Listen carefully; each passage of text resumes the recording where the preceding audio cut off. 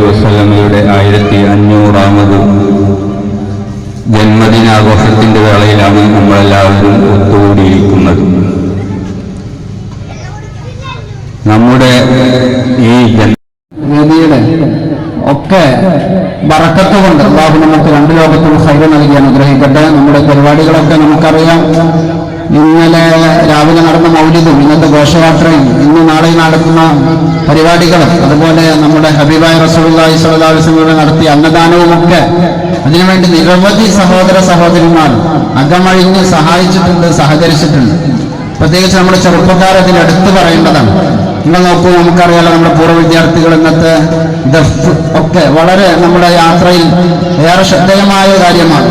ദീനിന്റെ താല്പര്യവും ഇത്തരം സുന്നത്ത് ജമാഅത്തിന്റെ ആദർശങ്ങളോടുള്ള ഒരു പ്രതിബദ്ധതയും ഒക്കെ ഉള്ളത് കൊണ്ടാണല്ലോ അവരിതിനൊക്കെ തയ്യാറാവുന്നത്. അല്ലാഹു അതൊക്കെ കബൂൽ ചെയ്ത് അനുഗ്രഹിക്കട്ടെ.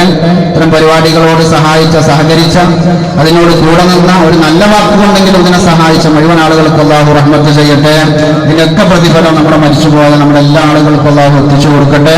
നമുക്കൊക്കെ ആഖിറത്ത് നന്നാകാനും ആഖിറ രക്ഷപ്പെടാനും ഇതൊക്കെ ഒരു സബബായി അല്ലാഹു സ്വീകരിക്കട്ടെ എന്ന് ദുആ ചെയ്തുകൊണ്ട് ബിസ്മില്ലാഹിർ റഹ്മാനിർ റഹീം എന്ന പരിശുദ്ധ വാക്യത്തിൽ യോഗത്തിന്റെ ഉദ്ഘാടനം ചെയ്തതായി അറിയിക്കുന്നു. അസ്സലാമു അലൈക്കും വറഹ്മത്തുള്ളാഹി വബറകാതുഹു.